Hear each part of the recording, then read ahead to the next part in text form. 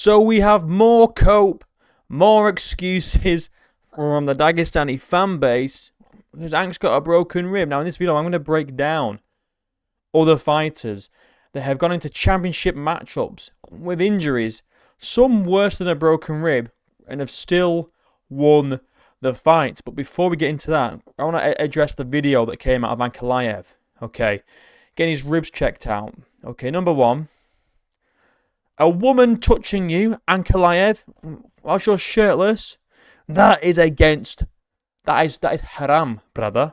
Okay, that's naughty. That's very naughty of you. You can't do that. You're not allowed. Second of all, there's no proof that this is actually before the fight. It just so happens that the area that he's getting examined on is the exact same area that he was getting elbowed in from Alex Pereira. Now, two things, okay? If you've got a broken rib and it's that serious, why are you going into a fight? A broken rib, you feel that. You feel that when you're walking. You feel that when you're breathing. That's not like some little injury that you don't feel.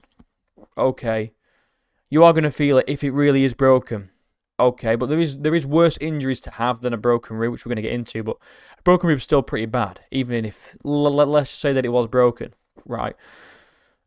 Let's say he broke it before the fight, which is what Ali Abdelaziz is saying, because he's never lied before in his life. He's a really reliable, trustworthy guy, by the way, Ali. You know the guy that got stopped on 9/11 with multiple passports? Yeah, that guy is so reliable and trustworthy, we should all believe him, right? But let's just say that the ribs were broken, right? And Alex Pereira is 12-6 elbowing the shit out of him. When he gets up, go back and rewatch it. He literally jumps up from the floor and starts walking around. No wincing, no holding on to the ribs. All right, he isn't like, fuck my ribs. Oh, shit. He just gets up and walks it off. So either they're not broken, and Alex broke them, or he bruised them, okay, with his elbows, or Ank's pain tolerance is otherworldly. So now we've just established that. I want to break down for you Dagestani fanboys 5 different UFC title fights where the winner was injured.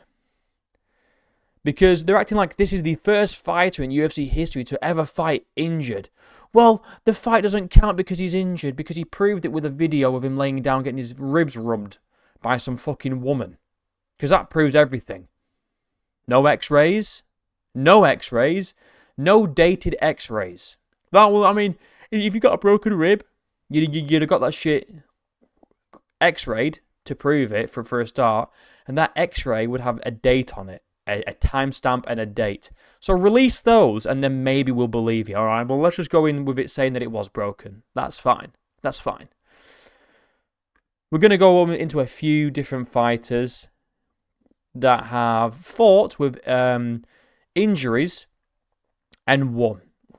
First one coming up, Kenny Okoye should like this one because it's his goal. It's Adesanya.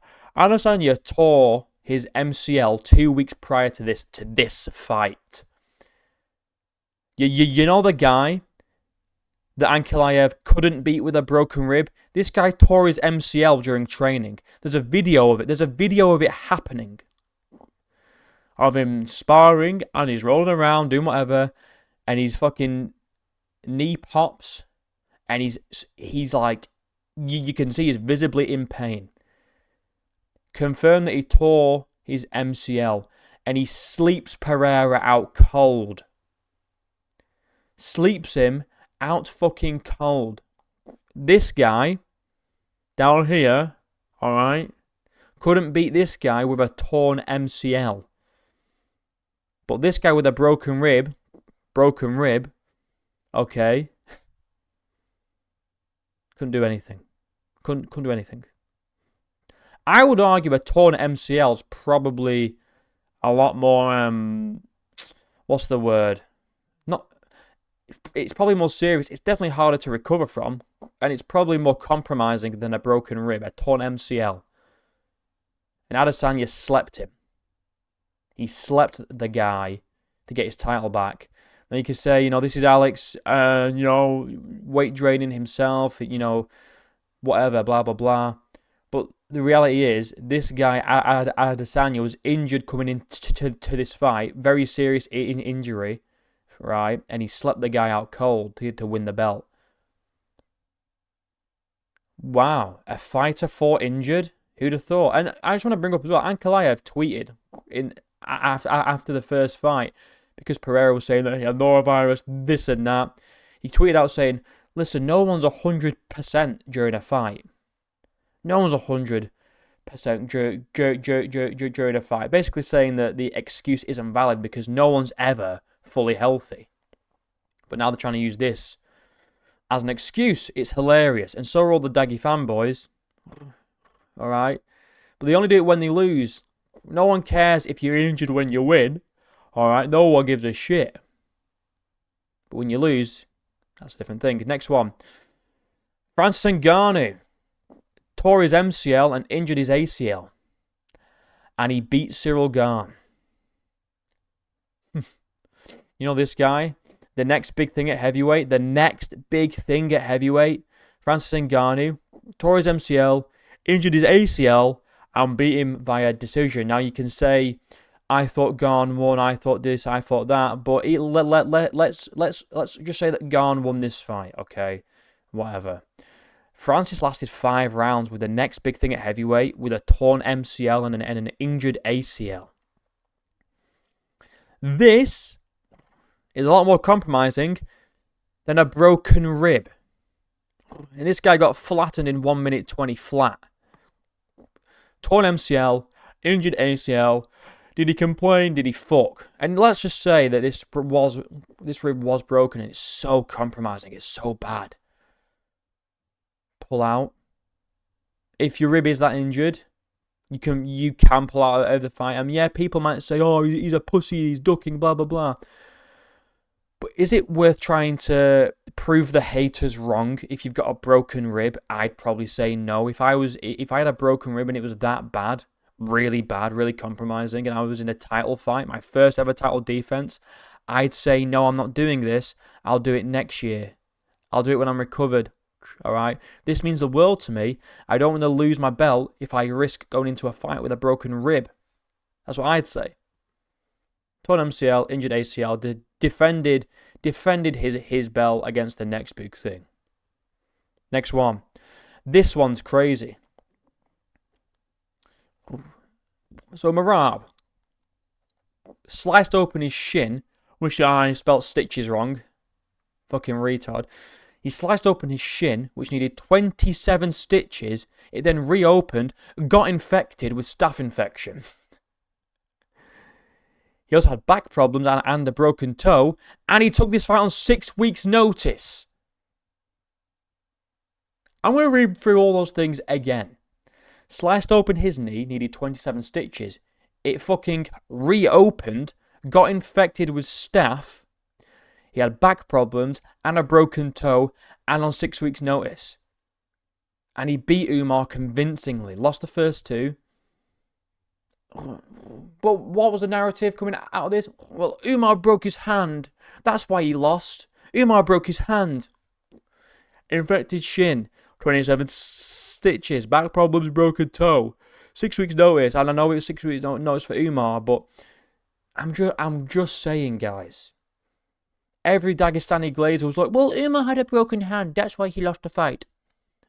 Umar had staph, back problems, and a broken toe with 27 stitches in his fucking shin. They had to hide. They had to try and hide the wound on his leg so that the commission would let him fight. Otherwise, they wouldn't have done it. It was that bad. They had to cover it up. They had to hide it from the commission.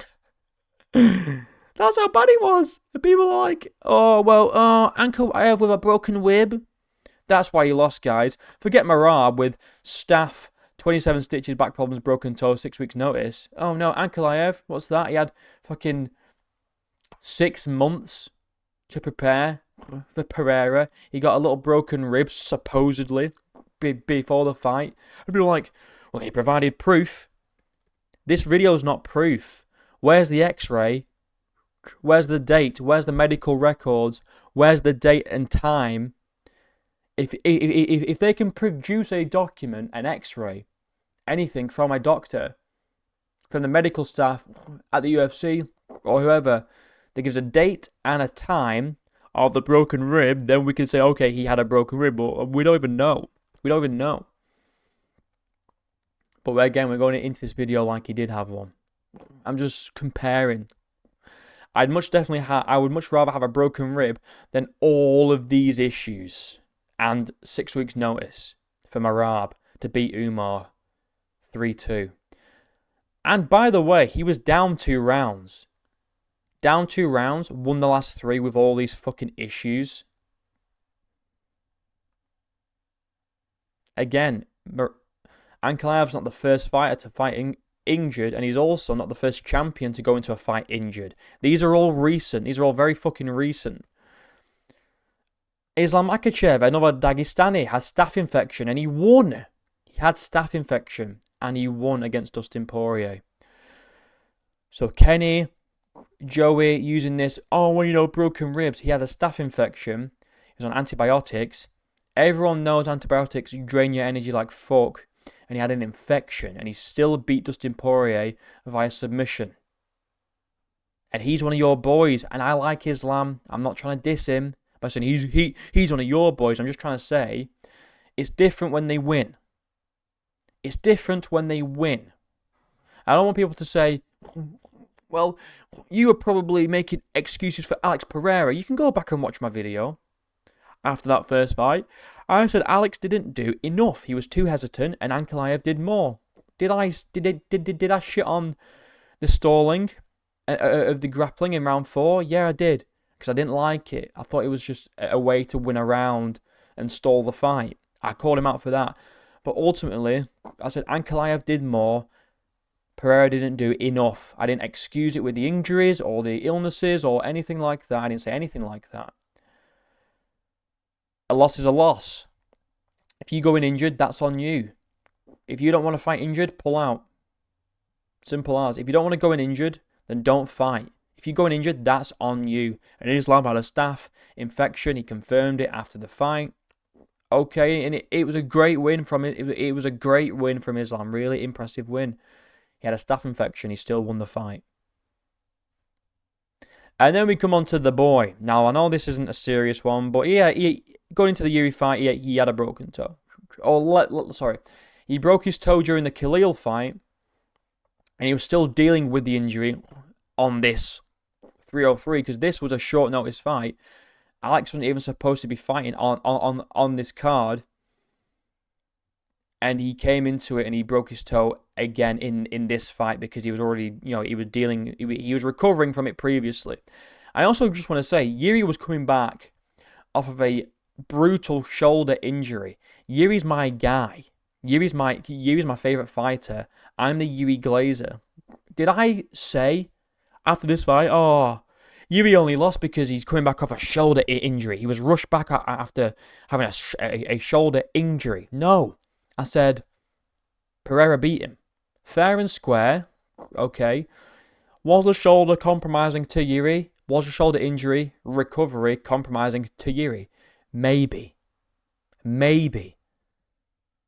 Am I going to use it as an excuse as to why he lost and fucking not accept it? No.